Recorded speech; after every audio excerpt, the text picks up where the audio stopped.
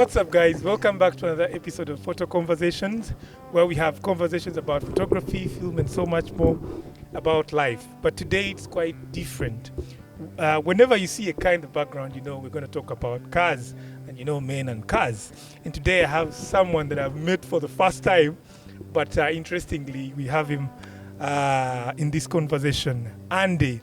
What I've heard about Andy is that he loves cars, and specifically Mercedes, right?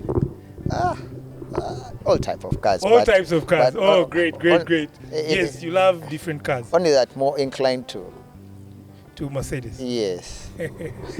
Yeah. So today I would like us to talk about something very interesting. Yes. Lately, there is a trend, and I don't want to call it a trend because a trend seems like something that is going to fade away. Mm-hmm. But there is I'll call it a movement. There is a movement that is slowly coming up. Yeah. Among young men, men about late 20s to the 30s and going to the 40s, that are picking up older cars and restoring them, and bringing them to life and giving older cars a new life, giving them a new vibe. I've been to places where you go to a parking lot like maybe Game or Forest Mall or these big malls around, and man, you see a guy in his car, old school, and you look at him, he's about 30. Yeah, and the guy is looking after his car. Yeah. We all know that people that used to look after cars back then were our parents. You wake up, your mzee is cleaning his car Peugeot.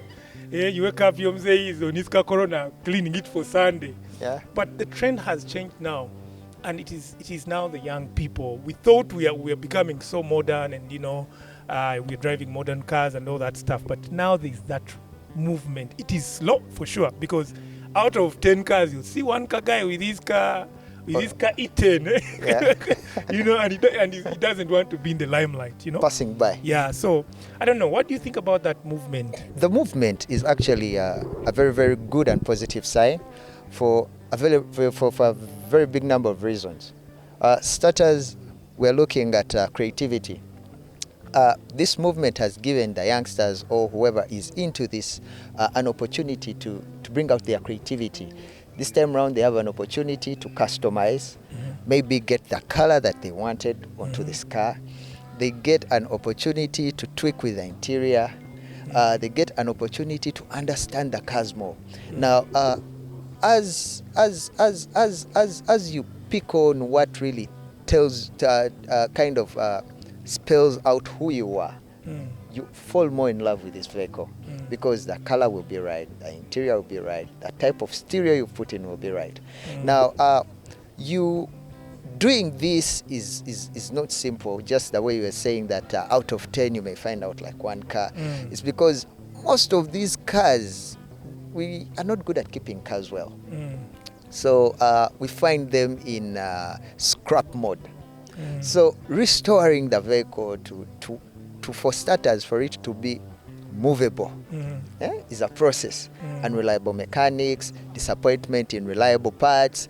The mechanic may be good, but the parts, you're buying an old part as a new part. Yeah, so you end up, sometimes you run out of steam. I myself, my first car was a Mark II. Yeah. 1990 model, the GX80.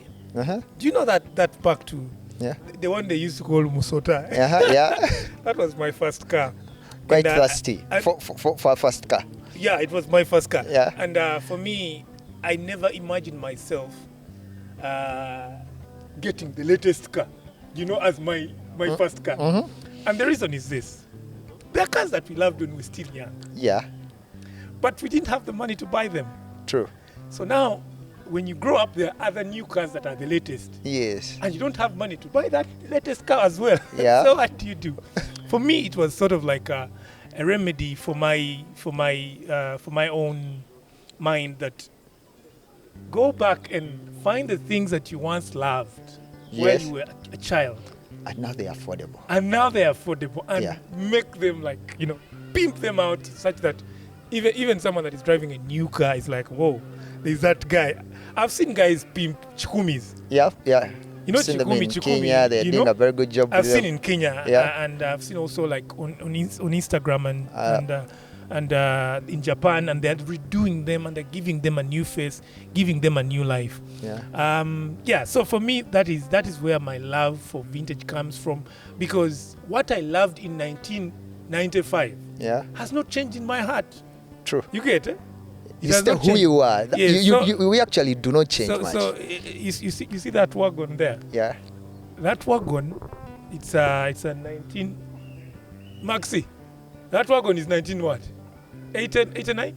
90. It's a 90. Yeah. Okay. So my wagon is my Pajero wagon is a 1990. But I fell in love with this car when I was in senior 4 and I was vibing some babe. But the dad had that car. So when I would look at the car, I'm like, man, when I grow up, ticking a lot of boxes. When I grow up, I want to buy that car. And true to it. Yeah. When I grew up, I started looking for a Pajero wagon. Yeah. And eventually I got it. So for me, my love comes from that. I don't know, where does your love for vintage cars come from? My love for vintage. I'm so much of a purist, and I've had an opportunity to drive newer cars and older cars. Now, older cars had character. As you go into the corner, you really feel it in a way. As you're putting the pedal down, you feel the thing. You feel the thing. Now, newer cars are fully electric. Not like I own. I think my first kind of semi-electric car was a Jaguar Exchange. Jaguar. Oh, yes. okay. So I have one of those, but the accelerator. The steering wheel, from the pedals, they even adjust downwards, So everything is electronic. So in a way, the car is taking you. Now, that's before you put cruise control. When you put cruise control, I mean, you're like literally not driving. It's like not driving. But now, these old cars, even the troublesomeness of them is part of the thrill. Because at some point, when you start seeing some things, maybe there is an older car that had passed and used the road and it had an oil spill. Now, when you start seeing that oil spill in that, get a heart attack. Yes, in a way, you have to stop and first check down. Okay. No, that is classic because you are. Now that shows me that you're a true classic car person. Yeah. Nothing freaks out an old car person than a spill of oil on the ground. Thank you. You wake up in the morning and you look like, you have to first check. You have to first check, then you check if the radiator is still holding the water in a way. So those things kind of like keep you on your toes, give you the character about the driving experience. And also there's something that we don't talk about a lot. Back in the day, they used to put those springs in the seats, irrespective of the manufacturer. Yeah, even my wagon has those seats. It has a shock under. So you're looking forward to the next pothole. Yeah. Being in a pothole city, it kind of gives you that bounce.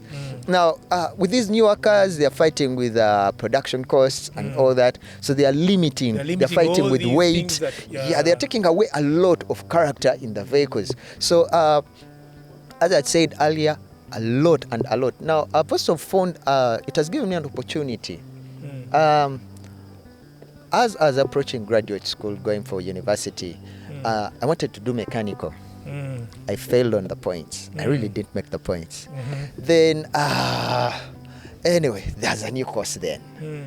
I ended up going into computing. So I missed out on mechanical. But my heart, at home we had grown up in a garage. Mzee was a trucker with trucks and all that. Okay. So actually, truck drivers taught me how to drive in my primary 6. So I started driving as early as primary 6, moving around cars in the compound, doing what. But I really wanted to know what really moves the car. Is it just the engine? Is it just what? Now, these cars have given us an opportunity because they are still simple. It's like in computing where I am today, if they are to show you the complex algorithms that we're using right now, talking about workflows in AI, if And you look didn't at the understand basic- the basics, the eh, basic it's programming. very hard of you to catch up now where we are, right? I do understand. Now, yeah. these older cars give you The basics. the foundation, Foundation for. the basics. How does a water pump work? Then what is the alternator? No, newer BMWs are having the starter motor in the gearbox. In the gearbox. It's And not you're even like, visible. when it gets messed, I mean, how do you fix it? But no, this one is very visible out there. Visible You out see there. it. Sometimes I remember when we'd go out back then, we'd go to Effendi's. We were Yeah. still in high school. Yeah. And we had this Mercedes Benz that would go around in. That it was a diesel 6 straight engine. Yeah. And sometimes the starter would fail, so would get the wheel spanner and cane it, and before you know it, the spanner is starting. Yeah. So like I like the idea that the older cars made us more handy. Yeah. You know, as young people, you learn how to use a jack. You learn how to, for example, the battery terminals. Yeah. Do you know right now there's so many people that cannot, one, jumpstart a car using the batteries. Two, they do not know how to put a battery on a car and start it. So as young people who love older cars, these are some of the things that we picked up by just being around that environment. Talking about being handy and all that, when Chinatown was opening, as everyone was rushing, I was rushing to the section with tools. Because every old car of mine, I have to put a toolbox. You have to put a toolbox. I have to put a toolbox. Because at some point, you know it could break down. It has to break down in a way, but help may come, but they don't have the tools. The tools. Mm-hmm. So in a way, you have to prepare yourself, have a toolbox in, have your kit ready. But you see, also talking about the older car's simplicity. Yeah. One time I was driving my Pajero wagon. Yeah. And the timing belt broke. But you know very well when the timing belt breaks for the Pajero, the older Pajeros, you know it's going. The hose top. Yeah. Up the chain camshaft. What do they call them? The tappets, the valves, the camshaft, all of them broke. They go. Yeah. But I was deep in the village, and I called my mechanic. My mechanic told me, "Do you have any border guy around? Can he get you this spanner and this spanner?" Because he wanted these parts to be removed, sent to Kampala so that he could see what is broken and send me. And then you put them back. And just like that. Yeah. Next day I was on the road moving. So when you talk about the simplicity of an old car, for me that's one of the reasons why I still drive that. Maybe also today, there are cars we can attach a value to. When someone brings a Harrier, you look at the year, and then that's an 80 million car. Yeah. Now, these cars you dictate your own price. You dictate depending on how much you've put, and it also helps you to kind of you're not undervalued, you're not overvalued, and it again says a lot about who you are, your character. You are the person. It is. Yeah. So your personality represented through now, what you drive. At some point, I started with this vintage, thinking that it would be my weekend driver. Today, I'm actually turning it to a daily driver. Because it speaks to you as a person. Thank you. Even on the road, the compliments you get. There's a taxi guy who abused me on the road for driving an old car. Yeah. He was like, "Gwe, ovuga motoka ya jajao." So, but I took it as a compliment because, I mean, how could you look after a car that is the number of years old and it still looks, in good shape? Yeah. But Andy, you know very well we've met spontaneously, and this conversation can never end. True. I just want to wrap it up by thanking you for giving me this opportunity to share this conversation with a person that truly loves cars. Do you know it's hard to find people that truly love cars? Okay, most of us have an on and off relationship, especially people who don't believe in fixing. I call it an illness. Most of the people who are into vintage fraternity or who love vintage actually have an illness. They think they can fix everything. So you pick rubbish and pack it there and promise yourself that you're going to fix it. At the end of the day, if you have to compute the expenses, versus if only you had said that, yes, you can easily buy a good working car and you're off. But the fact that you think you can fix everything kind of, So Yeah. I think I do not want to call it a passion as much. I think we are all suffering from an illness. It's an illness. Yes, that. So, so thank you so much, Andy. I've loved this, and in future we are going to get more time and talk about so many interesting things. I have True. things to talk about cars True. that remind me. Yeah. And I'm like, man,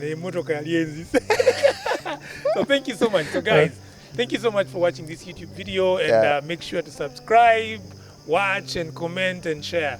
See you on the next one. See you.